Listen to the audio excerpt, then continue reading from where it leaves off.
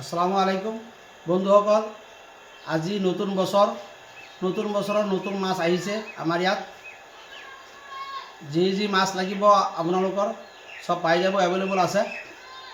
ইয়া চাওক দাদা এইটো কি মাছ হয়? এই চাওক আমাৰ ইয়াত মাছ ডেলিভাৰী হৈ আছে। এইটো কি মাছ হয়? আপোনাৰ ব্লেক আমৰ কাঠ হয়। এক বছৰে কিমান ডাঙৰ হয়? এইটো আপোনাৰ এক বছৰত 2 কেজিৰ পৰা 3 কেজিলৈকে হয়। এই দাদা মাছ নিব আহিছে নেকি? হয় মাছ নলাই কি মাছ লাগে আপোনাৰ? মোৰ আমুল কাঠ লাগে, ব্লেক কাঠ, লোকেল মাগুৰ লাগে, ব্লেক কাঠ লাগে। আৰু দাদা সেইটো কি মাছ আছে? এই পেকিং যে হয়, এই কাৰ্টনত কি মাছ চাওক, আছে? মাছ গৈ আছে। এই ব্লেক কাঠ গৈ আছে আপোনাৰ আপাৰ আছাম। এইটো আপাৰ black আছাম cup হয় সব নেকি? মানুহে লৈ আছে। একদম ডিমাপুৰ হদিয়ালৈকে, এইপিনে ধুবুৰীলৈকে।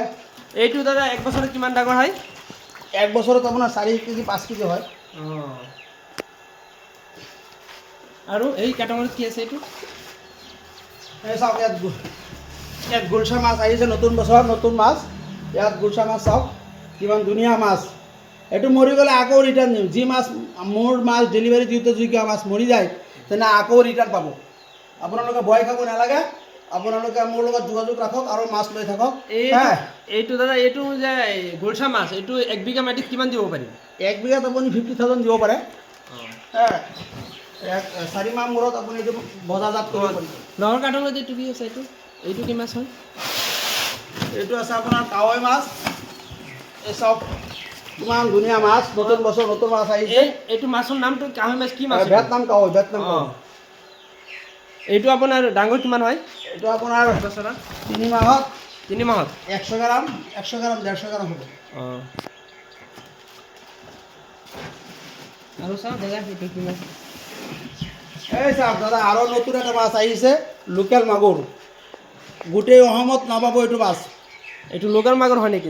এইটো লোকেল মাগুৰ হয়। এতিয়া মোৰ তাত এভেইলেবল আছে, আপোনালোকে যোগাযোগ কৰক। নতুন বছৰত নতুন মাছ। এইটো ধৰি লওক আপোনাৰ 2 কাঠা মাটি আছে, 2 কাঠা মাটিত কিমান দিব পাৰিব? দোকানত আপুনি 10,000 কমচে কম 10,000 দিব পাৰে। আজি বুক কৰিলে আজি পাই যাব। আজি ডেটটো হৈছে আপোনাৰ, এইটো প্ৰফিট কি আছে আপোনাৰ? এইটো প্ৰফিট এভেইলেবল প্ৰফিট আছে। প্ৰফিট মানে এইটো 10,000 মাছ যদি থাকি যায় পুখুৰী 10 লাখ টকা বেপাৰ আছে। অঁ এটা মাছ বজাৰত 100 টকাৰ তলত বিক্ৰী নহয়। 10,000ত 10 লাখ বেপাৰ আছে। এই দাদাজন কি আহিছে?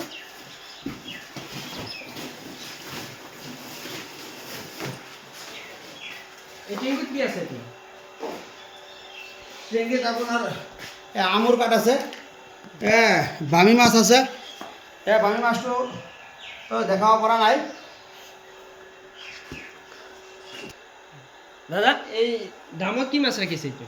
এইটো মাগুৰ মাছ। এইটো লোকেল মাগুৰ হয় নে থাই নাই? এইটো লোকেল থাইলেণ্ড মাগুৰ আমাৰ ইয়াত বিক্ৰী নহয়। আচ্ছা